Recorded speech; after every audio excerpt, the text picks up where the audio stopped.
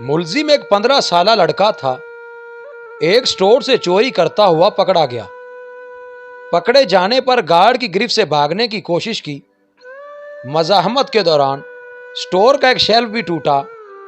جج نے فرد جرم سنی اور لڑکے سے پوچھا، تم نے واقعی کچھ چرایا تھا؟ بریڈ اور پنیر کا پیکٹ۔ لڑکے نے اعتراف کر لیا۔ کیوں؟ مجھے ضرورت تھی، لڑکے نے مختصر جواب دیا۔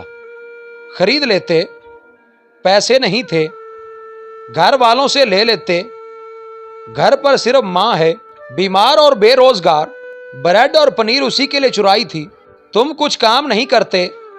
کرتا تھا، ماں کی دیکھ بھال کے لیے ایک دن کی چھٹی کی تو نکال دیا گیا۔ تم کسی سے مدد مانگ لیتے، صبح سے مانگ رہا تھا، کسی نے ہیلپ نہیں کی۔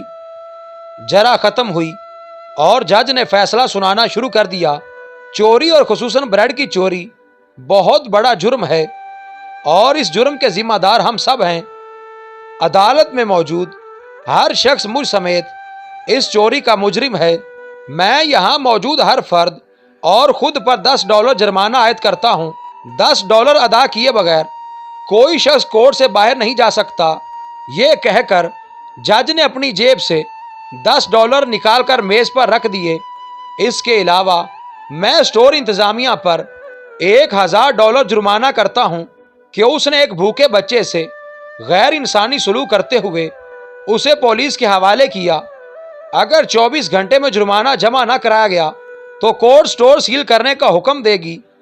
فیصلے کے آخری ریمارکس یہ تھے، سٹور انتظامیہ اور حاضرین پر جرمانے کی رقم لڑکے کو ادا کرتے ہوئے عدالت اس سے معافی طلب کرتی ہے۔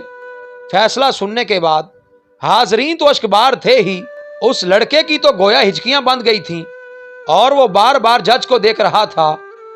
اے اللہ، ہمیں عدل و انصاف کرنے والا بنا اور ہمارے ججز کو بھی عدل و انصاف کرنے کی توفیق عطا فرما۔ آمین۔